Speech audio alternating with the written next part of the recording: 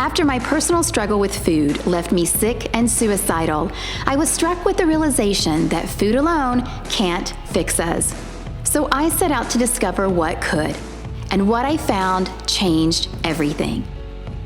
After coaching thousands of clients and interviewing the world's leading experts, I realized it was time to start a bigger conversation.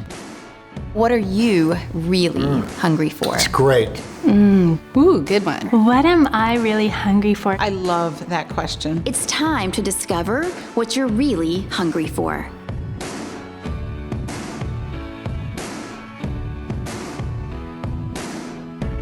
This episode is brought to you by the Institute of Transformational Nutrition. ITN offers the first and only personalized nutrition certification program that's backed by science and proven to get clients actual results and coaches actual income.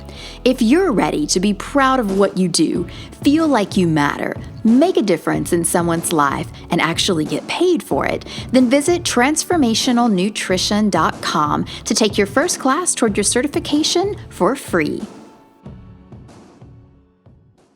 We all know that feeling when we feel completely confused, stuck, and lost. The feeling of absolute helplessness. Maybe we're diagnosed with a health issue. Maybe something's wrong with your child and you can't fix it. Maybe your finances are in trouble and it just seems like you have no options. It could be that you're just getting older and you know you can't stop it, or you've hit rock bottom and there doesn't seem to be any way at all to get back up. Regardless of its cause, helplessness can hit you like a ton of bricks. It can take away any hope you might have and leave you swimming in your own sea of toxic emotions. Helplessness is the idea that you're powerless to change a situation. The founder of positive psychology, Dr. Martin Seligman, studied learned helplessness very early in his career. Learned helplessness is the view that clinical depression and related mental illnesses may have you feeling that you have no control over the outcome of a situation, whether that's true or not. Through a variety of experiments, Dr. Seligman determined that people don't try to escape the pain of what they're going through because they expect that nothing they do will stop it, so they don't try. Now, you might be wondering why anyone would stay put in his or her misery, why they would just accept defeat so easily. And the answer is because they've had experiences in their lives that made them believe that they can't do anything to change their situation, so they just stopped trying. Learned helplessness might as well be called learned hopelessness. There are many situations in life that can stimulate this kind of response, where we feel totally incapable of escaping from whatever is going on. A lot of people get conditioned to believe this due to childhood circumstances that they couldn't escape from. But it can also happen as an adult. Helplessness feels downright terrifying, paralyzing, and anxiety-provoking. It makes us feel powerless over our own world and like nothing that we do matters. Today's guest, Diane Paoa, is a graduate of the Institute of Transformational Nutrition, and she specializes in giving parents hope in keeping their children healthy and happy.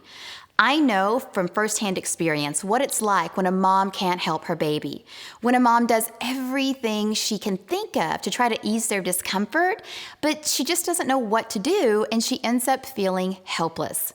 Today's show is all about the art of not giving up, even when you feel helpless and things seem hopeless, even when you've racked your brain and you've tried everything that you can think of to do. It's important that you keep trying, to persevere, to not give up, because you never know when your situation might change, and you never know what or who might come along and provide you the answer to your problem. Keep an open mind and be on the lookout for opportunities to create change when it's presented to you. Helplessness can only truly set in when you stop trying, so it's essential to never give up. Thank you so much for being here today. I really appreciate you sharing your wisdom about a very important topic, which is helplessness. Well, thank you. We've all been there. We all feel it. And I think it's something that moms really have, they just feel helpless a lot of the time. You know, bad things happen, and it happens to all of us, and we all have different ways of dealing with it. Yeah. So we're talking about helplessness, right? What do you do when you believe there's nothing you can do? Tell me a little bit about your story of feeling helpless and why you do this work. One of my most helpless times, I had stopped breastfeeding because some of the people at work said, "Oh yeah, just put him on the low-fat milk, it'll be great." And I'm like, okay. So I tried it. No, not so bad. It was horrible. He ended up with ruining his gut, pretty much. I ruined his gut. And he was in the hospital with an IV in his head. And just getting that far was a lot of me taking him to the emergency room time after time after time.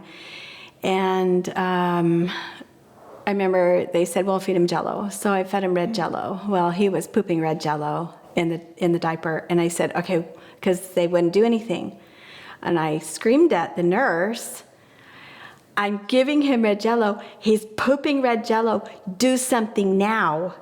And they did. They got me a specialist who was like really old, and I loved him. He was awesome. He was a gastroenterologist, and he put him on carrot soup, which is Pedialyte and mashed carrots, for about 4 weeks. He said he's either going to get better or it's going to get really bad. It went really bad. Wow. So he still has a bald spot on his head from where the IV was in his head for 2 weeks. But just needed to let that gut rest. I felt so helpless in that pediatric ward at the hospital, staying with him, just holding him and cuddling and rocking him back and forth and praying to God, please don't take my baby. And, it was horrible. Yeah. So that's where I come from with my helplessness. I think that's so powerful. And, so you have this 7-month-old, right? And they're telling you what to do and you're doing it and it's not working. And you say, stop, I need help from someone else. Something's got to give. I feel like as a mother, when your child is sick, like I've never known helplessness like I've known it when Rain has been sick. I remember one time her waking up in the middle of the night and she was just really sick and she was just like, she was asleep, but awake, but not awake. It was just this real sort of in between. She had this crazy fever and I just remember like picking her up, scooping her up out of the bed and taking her to the tub and just running cold water, clothes and all, just putting both of us in the tub and just like you know, rocking back and forth and praying and hoping and I've never felt that kind of helplessness. And I think that's an extreme example, especially for us as mothers, but people feel helpless all the time, Diane. We do. And getting to the point where we just feel like there's no hope. And then what do we do when we're feeling like we're so helpless that there's just no hope, that life cannot possibly go on, that there is no way out of this darkness, there's just no light? What do we do? I wallow in it for a bit. See, I like to wallow. I do. It's hard to break out of that. Does that serve some good? I'm curious because it feels like, sometimes it just feels good. It just feels good to feel. Do you know what I mean? I deserve this. I don't know, but it's like, I don't know, but that's what we do. And then you feel paralyzed and you feel fear and you feel anxiety all at the same time. And, I found with certain situations, I treat them in different ways, Tell me about that. I try to make like a good and a bad list. What are the things that are keeping you in this situation? What are the things that can happen if you're not in this situation? And I do like a pros and cons. And if the cons are better, cons are never better. But, they might be comfortable for you because we've been conditioned to accept bad things. Yes. We don't have to accept bad things. We're okay. Yeah. Sometimes we need permission to move on and just give yourself permission. Yeah. It's so funny because, I remember my mother saying, "What, do you need permission for this?" It's like, yes. Yes, I do. Yes, I do. She goes, well, who are you going to get permission from? And I'm like, I don't know. It's me. Yeah. I need permission from me. But it was nice that I had support. I had, I have a really awesome support team. I didn't always have an awesome support team. Yeah. And now if I have a problem, it's like, I have a team that comes in and it's like, well, what are you doing with that, Yeah. If we don't have that team, because I know there have been many times when I felt very alone. When I first moved to Los Angeles, there was no one. I had no family. I still don't have any family here or anything. It was just me, right? And of course now I'm married, my little one, and I made my own family. But I did feel very alone, and I didn't have that support network. Mm-hmm. If other people who are watching us, listening to us today, are in that place where they're like, girl, I would love to call up on someone, but there isn't anyone. What did they do? There are always people that can help. Mm-hmm. There are always people, and you can go online. You can have a coach. Good. Call me. Yeah. There's a lot of people who have been through so many of these things. All you have to do is reach out. Mm-hmm. Sometimes people don't offer. So you do have to reach out, but you have to be brave enough to reach out. Mm-hmm. See, that's hard too, mm-hmm. Because a lot of times people are embarrassed or they don't want to share their struggle. Yes. Because their struggle makes it, if they talk about it to somebody, it makes it that much more real. Yeah. And sometimes the situation isn't a comfortable situation in the first place. Mm-hmm. Mm-hmm. You know what I found is, because I used to not talk about anything. I kept everything inside. I was embarrassed, I guess. I was ashamed. I thought, what will they think of me? Yeah. What will they say? But what I found, and tell me if you found this to be true for you, maybe for your clients, I found that when I did talk about it, when I did share my story, when I had that breakdown and just said, this is what's going on, it was almost as if it liberated me, I do feel like, though, getting, the group support, having this thing where we're all in this together, it's kumbaya kind of thing, it does help when you are feeling helpless. And I found that the more I surround myself with people who I trust, who are my friends are my family, that I don't feel as helpless. Or when I do, it's easier to come out of it, right?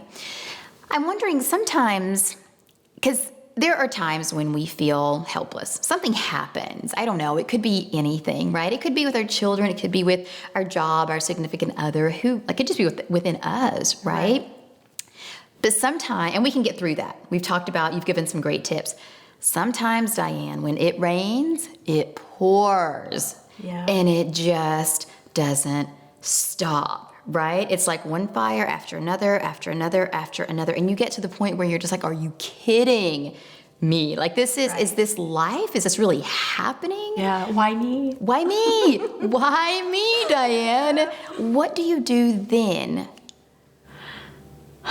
Okay, so I think that what I do, not that, I try to put everything into perspective. Typically, I need to take a breath. Mm-hmm. I need to take a breath, and I need to look at the big picture and step back and say, okay, I have this, this, and this. What is the most important thing to deal with now? Let's do it, and just, do the best that you can with what you have at the time. And, sometimes, honestly, I just have to have a good cry and just I can't do just one more thing, even though there's one more thing to do. Right. And I prioritize. I just have to prioritize, and some things are, you have to do them, and some things you'll find really aren't deal breakers, you just don't. Or maybe have they to resolve do it. themselves. Right. So what I'm hearing you say is, it's almost as if you zoom out. You know, you take a zoom out. macro look, that 30,000. Take a look at the whole picture. Yeah. Right. So have some perspective, zoom out, have some perspective, look at what's really important. Right. Or really, what is the problem? Because you may have it totally different than what the problem really is. Yeah. You know, you might attach all this human feeling to it. Yes. And really, you don't need to really, you know, just sit back, look at it. Oh, well, that's not what's going to help. Yeah. You know, you could just take all the feelings away from it and try to look at it objectively, and then redesign your program, like what you're going to do. Got it.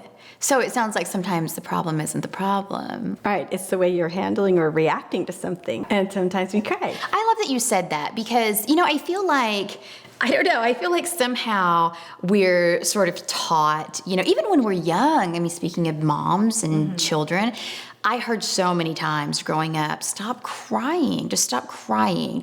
And I feel like, you know, it's just something that children are told, you know, and I feel like we do that to our children, not in a mean way, because it hurts us, you know, like Gary Zukav talks about caregiving and caretaking, right? Caregiving is giving care because you care about that person and you want what's best for them. Caretaking is you trying to make them okay so that you feel better, right? And I feel like that's what's happening when parents are saying things like, stop crying, stop crying. Right. And so I think that it's ingrained in us, in some of us, that, in most of us, I would argue, that you don't cry. You know, you just get it together and you move forward. But sometimes it's just so, for me, it's such a release. It's just such a release to let go. And I feel like it's just this energy that flows out of me. And sometimes just that alone, just sobbing on the floor, in the bed, wherever, in the car when I'm driving, you know, somehow it clears my head. Is that just me, or is this like... I don't think it's just you, because I have these moments. It's just like you let go. And it's okay to let go of all of that. Sometimes it's anxiety or just whatever emotion is you're experiencing, you know, sometimes it can be pain, it can be anxiety, you know. I mean, I tap as well, and tapping is really good for that. But, you know, honestly, crying is so much easier. It just comes out. We're conditioned socially to not cry. And you hear parents all the time, don't cry. You know, why are you crying? Why are you crying? Yeah. And the child can't even verbalize why they're crying because they're so beset. Yes. So, you know, I or really they may like, not know. They may not know. Yeah. There's plenty of times I don't know, but I still want, I feel the tears coming out. Yeah. I'll be driving to work. Here comes those tears, especially this eye. But just that one eye cries. I love it. I love it. It starts. You talked about tapping. You said that works for you. And then you said sometimes crying is easier. I don't know which looks stranger in public, crying or tapping, but we're just going to go with that. I've done them both. I'm a big fan of tapping, but for people who don't know what that is, tell us what tapping is and tell us like why it's so beneficial. It helps you just get everything, it works on the meridians of your body, and it helps you just put everything back together. If you're having pain, like I know at Disneyland, I had a headache. I was in the line for the haunted house. Well, that makes perfect sense. Perfect sense. I was in that line a long time, and the headache just wouldn't go away. And so I started tapping. Okay, here we go. You know, I have this headache. It's okay for me to have this headache, you know. And then I went through the whole thing. It works. I didn't have a headache anymore. I found that all I need is 2 rounds and I'm good to go. I love that. I love that. So, I mean, you've given us a lot of information and you've given us a lot to think about. I feel more hopeful already just after having this conversation, you know, giving yourself permission, zooming out, having some perspective, looking at what's important. You know, sometimes the problem isn't the problem. Crying if you need to, tapping if you need to, just feeling really. I think is really great. It's okay to feel. Say it again. Say it again. It's okay to feel. Yes. A lot of times, and parents do this a lot. Why are you crying? You know, it doesn't matter why. The fact is that they are. There's a problem. What do you want to do? Yeah. Well, I know I'm that mama bear that wants to reach in there and grab that kid and hold them tight and, make them feel, my goodness, if I feel good, I can make them feel good. Diane, you're amazing. I have so much more hope now. I just feel so much better after this conversation. It's really fantastic. So thank you for all the wisdom that you've given us. It's really beautiful. Oh, thank you. Yeah. So, Diane. Yes. The name of the show is What You're Really Hungry For. Yes. So tell me, Diane, what are you really hungry for? I love to cuddle. I just crave it. We can cuddle now if you want to. Hold me while I cry. Right? I love it. Well, come here, girl. I'll hug you while you cry. This is great. I feel better already. I do feel better. And I do too. Good. Thank you for being here. Thank you for everything that you do. Thank you just for being you. Thank you. Thank you. This week is all about overcoming helplessness. We discussed how to recognize helplessness and how to never, ever give up. Because when you do, helplessness turns into hopelessness. So I invite you to choose one of Diane's tips that she discussed during our show and start implementing it in your life today. What one step can you take today to reduce any feelings of helplessness in your own life? As always, the conversation continues at cynthiapasquella.com. Head on over and leave me a comment below this video telling me the one thing that you will do to stop feeling helpless today. Did you like this video? If so, please subscribe and then share it with your friends. And if you want to hear more from me, including things that I only share in email, then head on over to cynthiapasquella.com and sign up for my email newsletter so you can become a part of this beautiful community of women who are discovering what they're really hungry for. On next week's episode of What You're Really Hungry For. Being raised in a family where my sister struggled with anorexia, my mom had terrible body image and an addiction to exercise, and I really felt like in the system, I was the big one, the fat one, which I viewed as being negative about me and not enough about me, and I could see the ways that got in the way. It wasn't just that I had negative body image, it was that the negative body image was keeping me from understanding there was something inside of me. The Institute of Transformational Nutrition offers the first and only personalized nutrition certification program that's backed by science and proven to get clients actual results and coaches actual income. If you're ready to be proud of what you do, feel like you matter, make a difference in someone's life, and actually get paid for it, then visit transformationalnutrition.com to take your first class toward your certification for free.